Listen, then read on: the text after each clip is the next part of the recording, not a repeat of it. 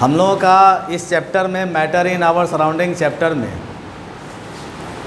अब last point की तरफ हम लोग जा रहे हैं। जस्ट हम लोग अभी स्टडी किए हैं इवेपोरेशन और वेपोराइजेशन।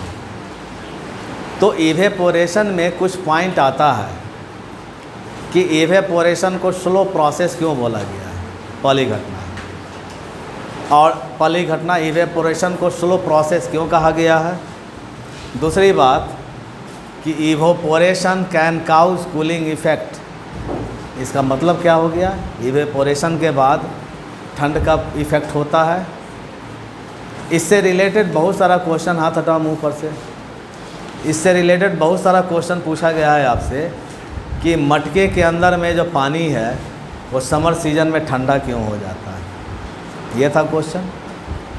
उसके बाद क्वेश्चन पूछा गया है आपको कि समर सीजन में कॉटन क्लॉथ्स को पहनना कंफर्टेबल क्यों है सिंथेटिक क्लॉथ के अपेक्षा में। और भी क्वेश्चन पूछे गए हैं कि फिजिकल एक्सरसाइज करने के बाद हमारा शरीर स्वेटिंग क्यों हो जाता है, पसीना युक्त क्यों हो जाता है। इस क्वेश्चन को आगे बढ़ाइए तो after taking physical exercise we feel cool. हम लोग फिजिकल एक्सरसाइज करने के बाद अपने आप को कूल, ठंड महसूस होती है, ऐसा क्यों होता है। लास्ट क्वेश्चन आपका था desert cooler cools very fast in summer, इस तरह का क्वेश्चन था। एक क्वेश्चन बच गया था जो बताना था उस दिन कि अगर हम एक गिलास पानी लेते हैं चिल्ड वाटर, या उस गिलास से हम आइस क्यूब डाल देते हैं, आइस क्यूब डाल करके उसको हम ढक्कन से कंप्लीट ढक देते हैं और उसको टेबल पे रख देते हैं। कुछ ही देर के बाद देखते हैं क्या कि उस गिलास के सराउंडिंग एरिया में पानी आ गया, वाटर। आखिर में वाटर आया कहाँ से, ये क्या चीज़ है। कंडेंसेशन प्रोसेस बताई गई थी। कंडेंसेशन से प्रोसेस से एक क्वेश्चन और आपसे पूछा गया था कि vapour causes severe burns as compare to boiling water. इस क्वेश्चन पे आज हम लोग फोकस कर रहे हैं। जो डिफरेंट क्वेश्चन आपको बताई गई है उस क्वेश्चन पे आज फिर फोकस कर रहे हैं। और बहुत सारे क्वेश्चन में अभी जस्ट हम लोग लेटेंट हीट का भी स्टडी करेंगे। लेटेंट हीट का भी वहाँ पे पॉइंट आता है। अर्पणा और कौन है, श्वेता जब हुआ।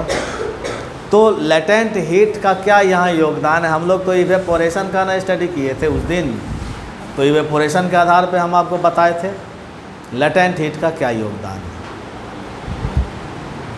ये जो क्वेश्चन बोला गया, इस क्वेश्चन में कोई प्रॉब्लम है आप लोगों को। क्वेश्चन का आंसर हो सकता है, अगर नहीं है तो बोलिए, फिर मैं आपको समझाऊंगा। बनाई है क्वेश्चन, दिया गया है ना आप लोगों को टास्क।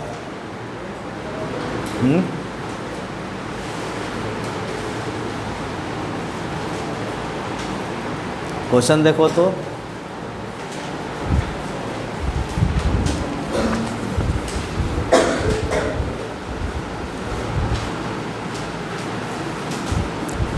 ये सारे का आपको एक्सप्लेनेशन करना था। इसको सजा के रखे हैं, इसको एक काम कीजिए, घर पे जाइएगा तो अगरबत्ती दिखाइएगा इस पे।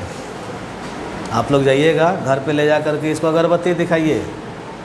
इसका आंसरिंग नहीं करनी है, सिर्फ यहाँ पे नोट कर लेना है, दैट्स ऑल। बहुत बुरी बात है। आपको वो क्वेश्चन क्यों दिया गया है, अगर आपसे पूछा जाएगा आप पूछिए, बताइए आप। Stand up.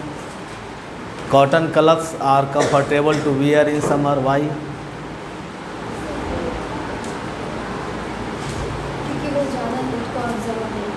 हीट को एब्जॉर्ब ज़्यादा करता है।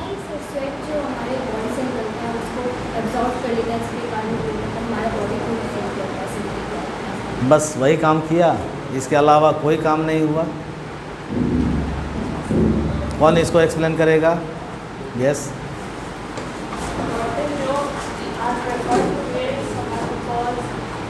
There is 70% of water inside our body, and comes on outer surface on our body and cotton clothes absorb it and convert it into vapor and vaporize and evaporate it and due to cotton clothes the rate of evaporation is high. Due to rate of evaporation is high, our interior body temperature is low. बैठ जाइए। देखिए आप बोल रहे हैं लेकिन पूरा एकदम एक्सप्लेनेशन सही ढंग का होना चाहिए, ये नहीं हो रहा। मैं फिर से आज आपको समझा रहा हूँ इस पॉइंट को, और इसका आंसर बेटा बना करके आप लोग लाइएगा। क्लियर? आप जब आंसर नहीं बनाएंगे, आपको बताया गया है, तो बताने का रीज़न क्या है? आपको आंसर बनाने का रीज़न है ना जी। अब आंसर बना ही नहीं है, अगर आपसे पूछा जाए आप नहीं जवाब दीजिएगा तो गलत चीज़ ना है। गलत है या नहीं है? आपसे यही क्वेश्चन तो एग्ज़ाम में पूछे जाएंगे,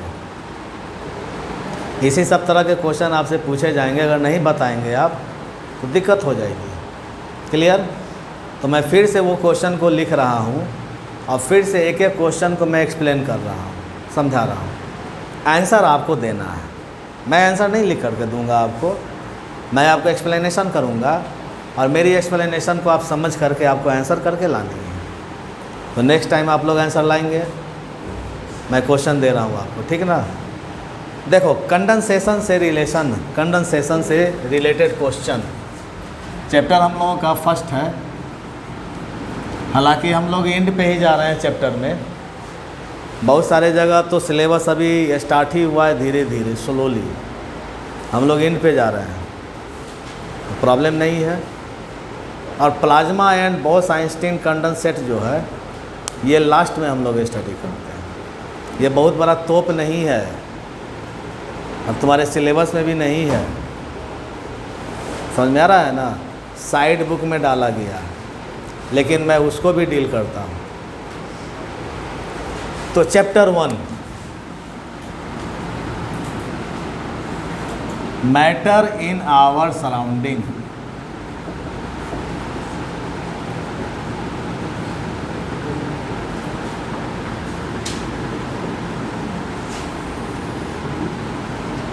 देखो, रिवीजन के साथ साथ हम लोग स्टडी कर रहे हैं। कंडेंसेशन से रिलेटेड 2-3 क्वेश्चन आपसे बराबर पूछे जाते हैं और वो हॉट क्वेश्चन के नाम से जाना जाता है। कंडेंसेशन,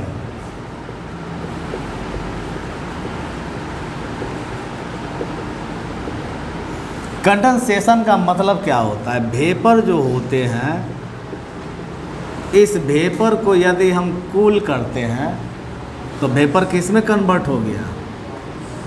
लिक्विड में कन्वर्ट हो गया। हम such process is known as condensation process.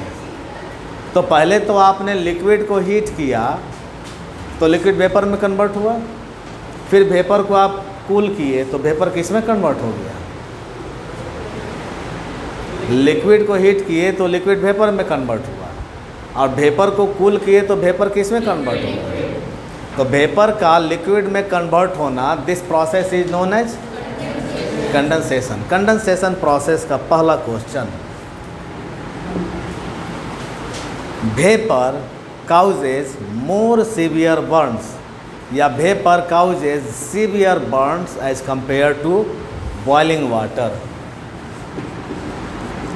Vapour causes severe burns as compared to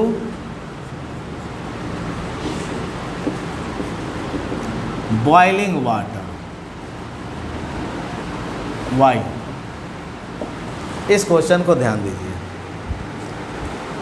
vapour जब भी बनता है तो लिक्विड से वेपर बनता है।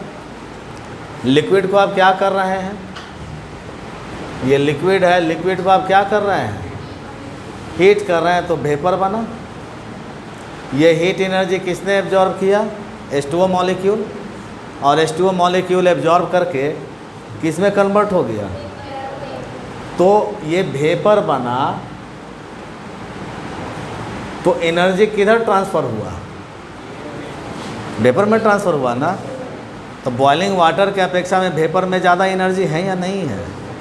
यानी vapour contains more energy as compare to boiling water. Vapour क्या कर रहा है?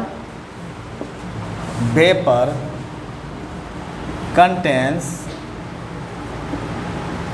More energy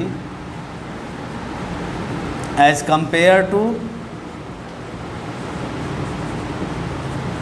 boiling water. पहली घटना क्या हुआ जी? आप जो हीट एनर्जी दे रहे हैं वो हीट एनर्जी सिस्टम के अंदर में गया, और सिस्टम के अंदर में क्या है? वाटर है।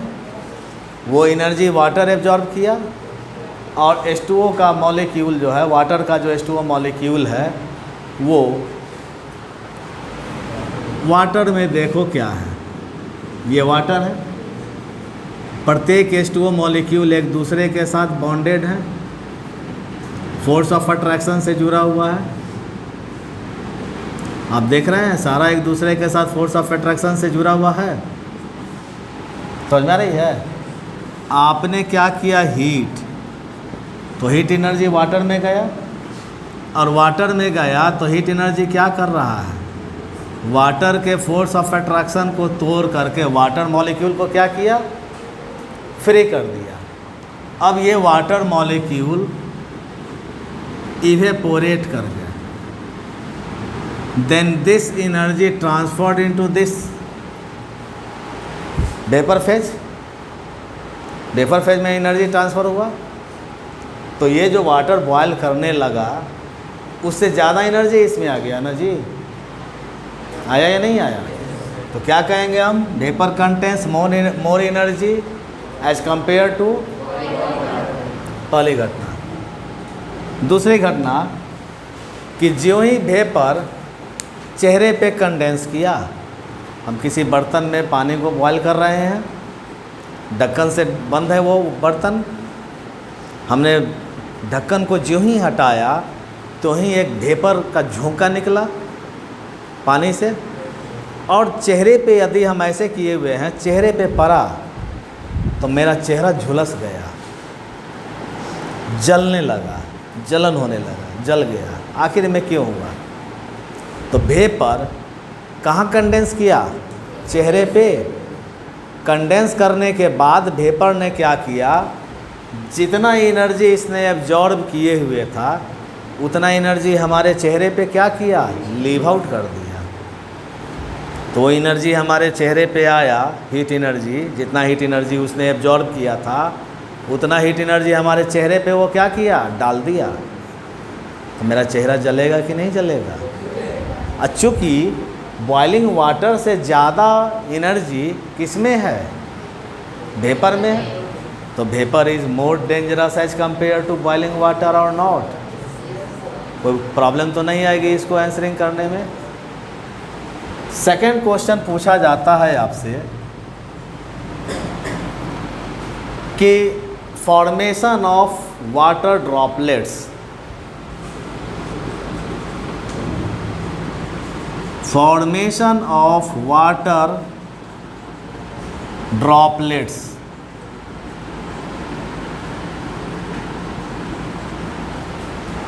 on the external wall of glass in which chilled substances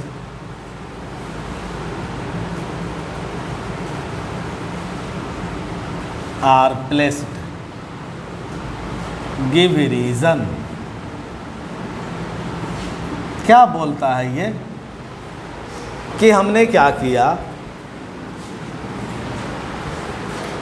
एक गिलास लिया और इस गिलास में कोई चिल्ड सब्सटेंसेज मान लेते हैं आइस क्यूब डाल दिया इसके अंदर में, या एकदम चिल्ड पानी डाल दिया। Clear?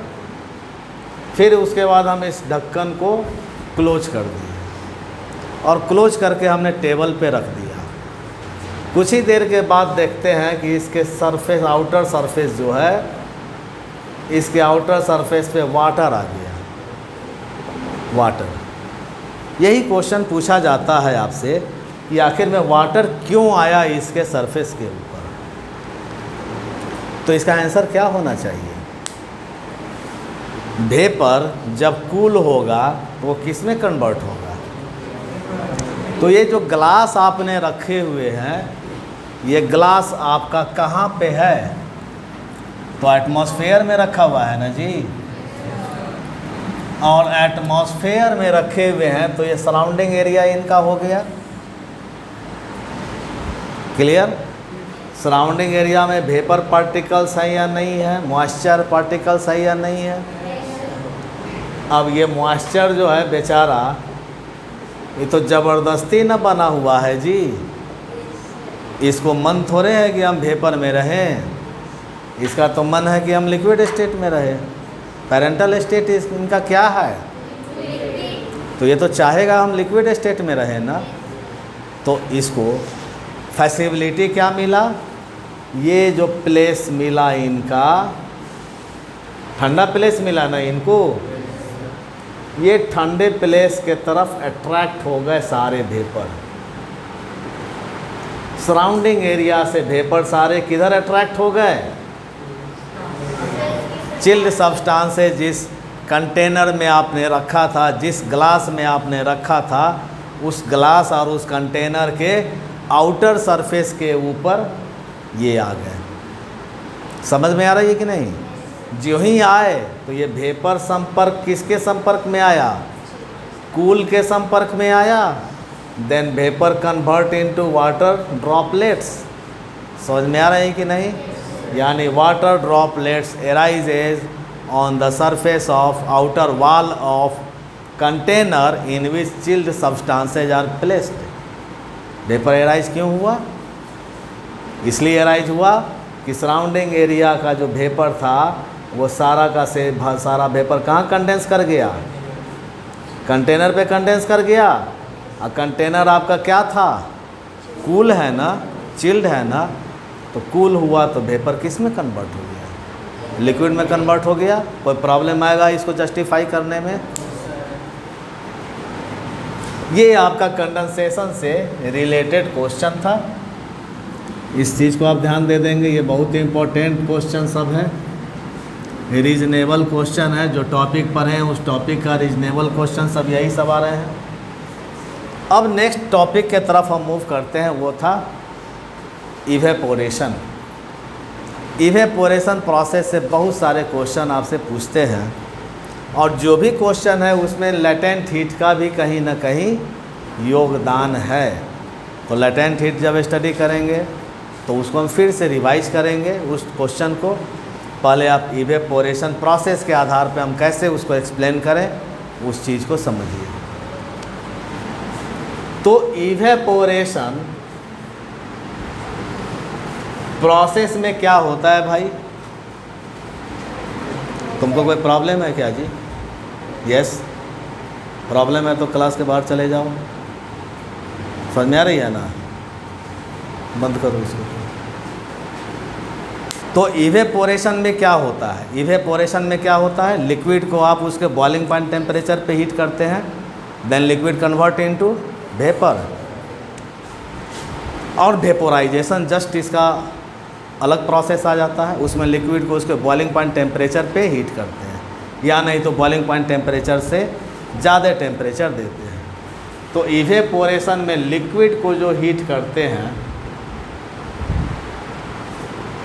Below it's boiling point temperature पे हीट करते हैं, तब ये किस में कन्वर्ट होता है? वेपर में। कोई प्रॉब्लम इसमें? तो पहला घटना है, पहली क्वेश्चन कि evaporation is a slow process. Y?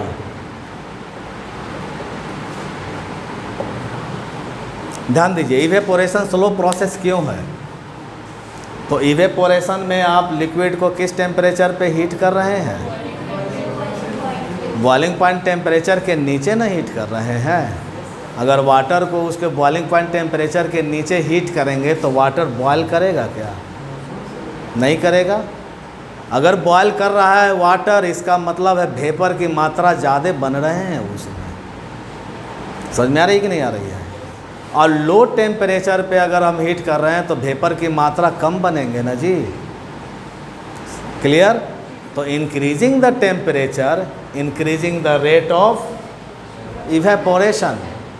जैसे जैसे हम टेम्परेचर को बढ़ाते जाएंगे वैसे वैसे इवेपोरेशन का रेट क्या हो जाएगा। और ये घटना और है, रीज़न क्या है? Main reason, increasing the temperature increasing the rate of kinetic energy of the substances. समझ में आ रही है कि नहीं आ रही है? तो वाटर मॉलिक्यूल के काइनेटिक एनर्जी का वैल्यू क्या होगा जी? बढ़ जाएगा। जैसे जैसे हम टेम्परेचर बढ़ाएंगे वैसे वैसे क्या होगा, उसका काइनेटिक एनर्जी का वैल्यू क्या होगा। और जब काइनेटिक एनर्जी का वैल्यू बढ़ गया तो इवेपोरेशन का रेट क्या हो जाएगा? बढ़ जाएगा। तो evaporation is a slow process. Why? फंडा क्या है? Increasing the temperature, increasing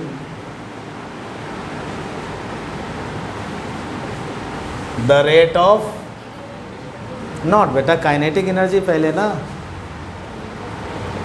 kinetic energy. और काइनेटिक एनर्जी जब बढ़ेगा तो रेट ऑफ इवेपोरेशन क्या हो जाएगा? That means increasing the temperature, increasing the rate of evaporation. अपने शब्दों में इसको पिरो करके आप आंसरिंग नहीं कर सकते हैं, कोई प्रॉब्लम तो नहीं आएगा। Second question, evaporation can cause cooling effect. जहाँ इवेपोरेशन होता है वहाँ ठंड होते हैं, ठंड की फीलिंग होती है। आखिर में क्यों? इवेपोरेशन होगा तो टेम्परेचर को एब्जॉर्ब करेगा कि नहीं, हीट एनर्जी को एब्जॉर्ब करेगा कि नहीं। तो जिस एरिया से हीट एनर्जी को एब्जॉर्ब करेगा उस एरिया का टेम्परेचर रिड्यूस करेगा कि नहीं करेगा। So that evaporation can cause cooling effect. समझ में आ रही कि नहीं? इसका बेस्ट एग्जांपल तो यही है ना जी, हम अपने शरीर पे पानी डाल लें, क्लियर, पानी डाल करके खड़ा हो जाए तो अब पानी क्या करेगा? शरीर पे पानी आ गया, पानी लग गया। अब पानी क्या करेगा? दो काम करेगा। एक तो क्या करेगा, शरीर का टेम्परेचर एब्जॉर्ब, क्या हीट है कि नहीं बॉडी में, बॉडी में हीट है तो हीट एनर्जी को एब्जॉर्ब किया और इवेपोरेट किया। दूसरा वो क्या कर रहा है, जहाँ हम खड़े हैं उसके सराउंडिंग एरिया से भी टेम्परेचर को एब्जॉर्ब कर रहा है कि नहीं कर रहा है। मैं शरीर में पानी लगा करके खड़ा हो गया और उसके बाद देखे कि हमें ठंड लग रही है, बहुत शरीर गर्म था, पसीने पसीने हो रहे थे, गए शावर खोल दिए, खड़ा हो गए, तौलिया से दे भी नहीं पूछे, हम बाहर आ गए। बाहर आए तो थोड़ी सी शरीर लगी ठंड, कूल फील हुई। क्यों कूल फील हुआ? घटना दो घटा, लेकिन एक घटना काफ़ी ज़ोरदार घटना था। जहाँ हम खड़े हैं सराउंडिंग एरिया का टेम्परेचर है कि नहीं, हमारे शरीर के स्किन पे जो पानी आ गए वो उसको एब्जॉर्ब करके इवेपोरेट कर रहे हैं कि नहीं।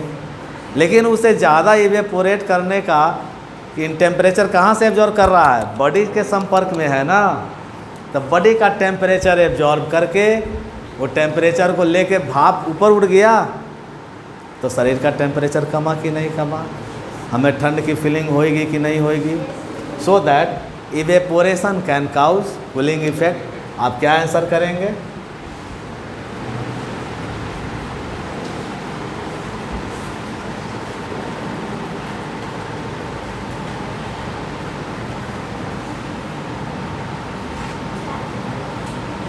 इसलिए इवेपोरेशन कूलिंग इफेक्ट करता है कि इवेपोरेशन में टेम्परेचर को, हीट को एब्जॉर्ब करके लिक्विड इवेपोरेट करते हैं।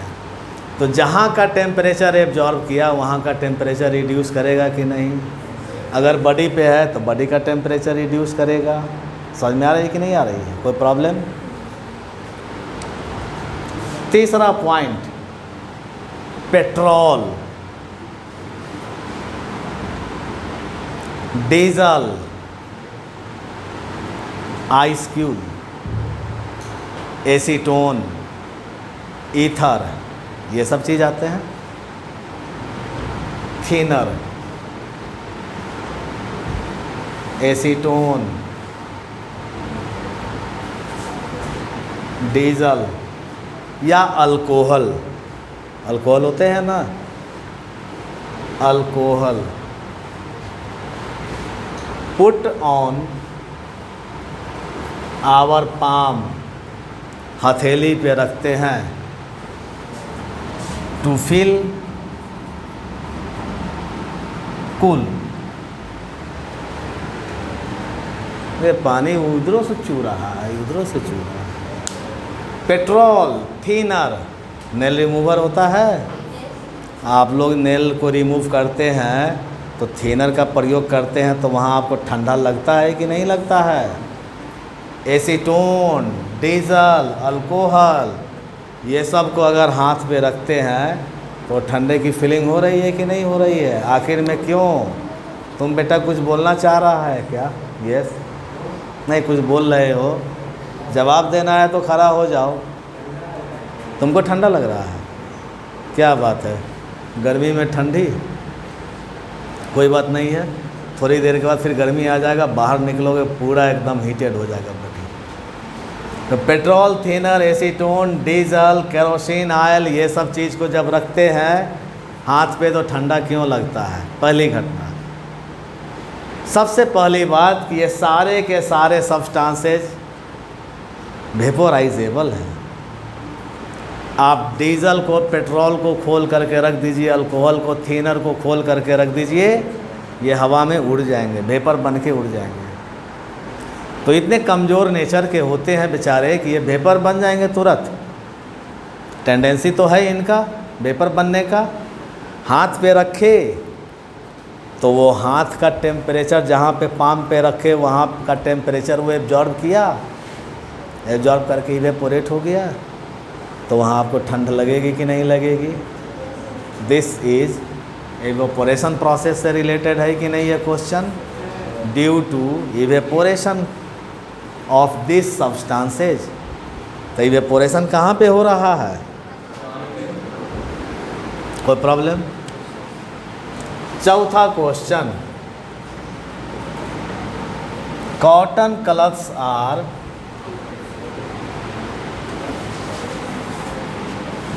Comfortable to wear in summer. जाड़ा में तो पसीना निकलता नहीं है, गर्मी में पसीना निकलता है बेटा। पसीना में यूरिया के साथ साथ H2O मॉलिक्यूल भी होते हैं। यूरिया सॉलिड एक्सट्रैक्ट होता है, बट H2O मॉलिक्यूल वेपोराइजेबल सब्सटेंस होते हैं। जब वो उड़ जाता है तो वाइट कलर का आपके शरीर पे आ जाएगा, वाइट कलर, पसीना का दाग, वाइट कलर आता है। वो वाइट कलर एक्चुअली में क्या है? That is urea. जो भींगा हुआ था वो सूख गया, भाप बन के उड़ गया पानी, तो पसीना शरीर से निकला, ये कॉटन क्लॉथ है, ये पसीना को एब्जॉर्ब किया। Cotton clothes are good best absorber of water कम बनिस्पत सिंथेटिक फाइबर। तो यदि हम सिंथेटिक कपड़ा पहने हुए हैं, सिल्क का कुर्ता, मलमल का कुर्ता पहने हुए हैं, गर्मी के दिन में क्या होता है? शरीर में बदन से चिपक जाता है कि नहीं? पसीना से स्टिकी हो गया, चिपक गया, आपको कंफर्टेबल लगेगा क्या? नहीं लगेगा। लेकिन अगर कॉटन है वो गुड एब्जॉर्बर ऑफ वाटर, पानी को एब्जॉर्ब कर लिया, स्वेट को एब्जॉर्ब कर लिया। अब बॉडी के ऊपर में है ना, बॉडी के ऊपर में पहने हुए हैं, तो ये किसका टेम्परेचर एब्जॉर्ब कर रहा है? हमारे बॉडी का टेम्परेचर एब्जॉर्ब करके इवेपोरेट कर रहा है कि नहीं कर रहा है? तुमने बोला सही, लेकिन एक पॉइंट और तुमको जोड़ना चाहिए था कि वो बॉडी का टेम्परेचर एब्जॉर्ब करके सर इवेपोरेट कर रहा है। आपने सब कुछ सही बताया, एक ही चीज़ नहीं बताया सही जो आपके क्वेश्चन को गलत ठहरा दिया। इवेपोरेट कर रहा है भाई, कहाँ का टेम्परेचर वो ले रहा है? बॉडी के अंदर का टेम्परेचर ले रहा है। तो आपके बॉडी का टेम्परेचर रिड्यूस करेगा कि नहीं? इसलिए गर्मी के दिन में कॉटन क्लॉथ पहनना कंफर्टेबल होता है as compare to synthetic fibre का बना हुआ कपड़ा। कोई दिक्कत होगा? 5वां क्वेश्चन है, after taking physical exercise we cool feels. हम लोग एक्सरसाइज किए, एकदम वहाँ किए, पूरा बॉडी पसीना युक्त हो गया। कपड़ा पहन करके कर रहे हैं तो थोड़ा बहुत पसीना तो सोख लिया। एक कपड़ा निकाल दो जिम में, मतलब मोटा मोटा हाथ खुला हुआ कर रहा है, ज्यों ही वो रुकेगा त्यों ही उसके बॉडी में पसीना आ गया। आखिर पसीना क्यों आया? तो हम लोग को बचपन से ही सिखाया गया है कि हमारा बॉडी जो बना हुआ है 70% वाटर का बना हुआ है। अंदर में पानी है कि नहीं है? तो हीट एनर्जी पैदा हो रहा है कि नहीं हो रहा है एक्सरसाइज से? उस एनर्जी से हीट एनर्जी शरीर में आया, और वो वाटर जो था वो इवेपोरेट होकर के किधर से आया? ये स्किन का जो रूम कूप है, पोर्स है, आप देखिएगा उस पोर्स में नैनो ड्रॉपलेट्स ऑफ वाटर आ गए, पूरा एकदम शरीर पसीना से युक्त हो गया due to evaporation process. Clear? After taking physical exercise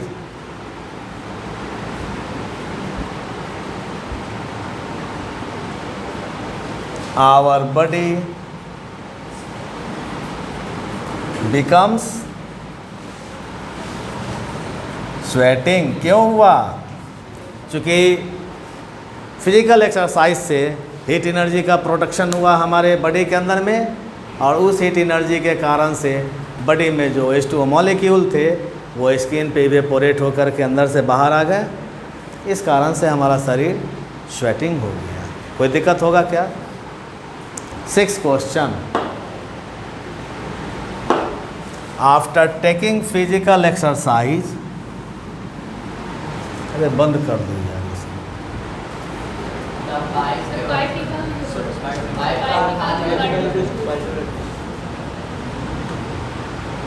क्या होगा इससे?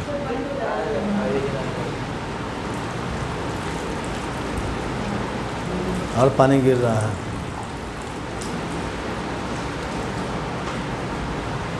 रहने दो। Next,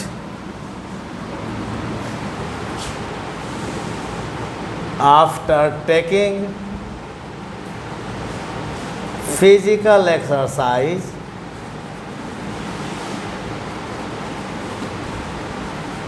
we feel cool।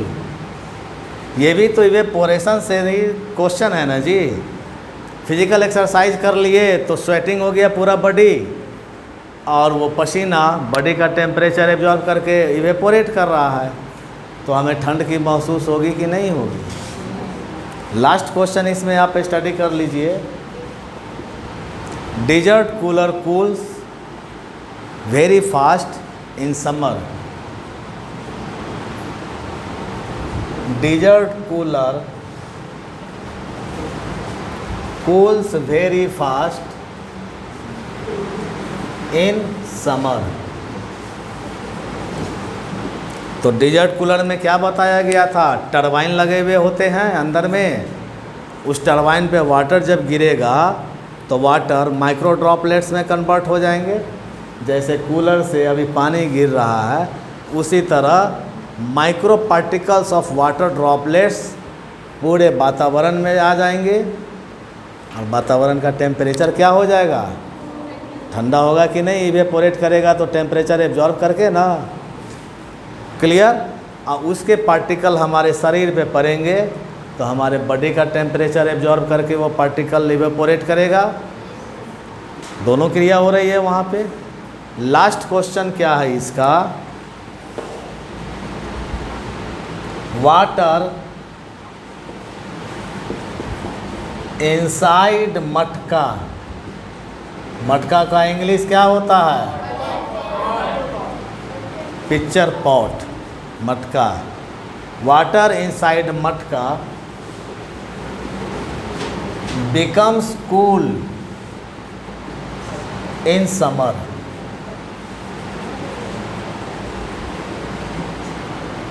तो क्या हो गया, मटका पोरस होता है, छिद्रयुक्त होता है, मटके के बाहरी जो सरफेस है उस सरफेस पे वाटर ड्रॉपलेट सिप करके आ गए।